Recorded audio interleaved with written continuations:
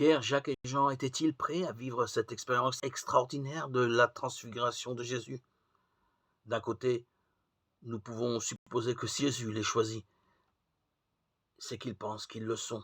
De l'autre, leur attitude et leur questionnement attestent de la surprise, de la stupéfaction.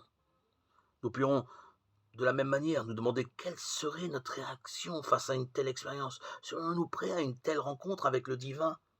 Rien n'est moins sûr. En tout cas, nous pourrions parier que notre réaction ne serait pas bien différente de celle des apôtres. Cependant, nous devons reconnaître que la présence de Dieu dans notre vie, si elle n'a pas la manifestation surnaturelle de la transfiguration, est tout aussi importante et réelle. La résurrection de Jésus atteste une fois pour toutes de sa présence dans nos vies, et l'engagement pris par Dieu à notre baptême s'actualise jour après jour dans le don de sa grâce.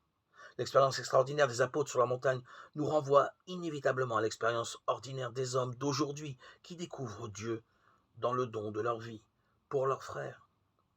Ce passage d'une expérience à l'autre nous est possible grâce à la parole de Dieu que nous recevons.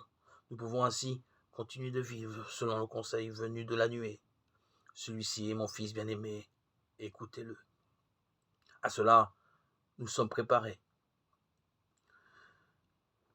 Que nous soyons toujours à l'écoute de cette parole du salut.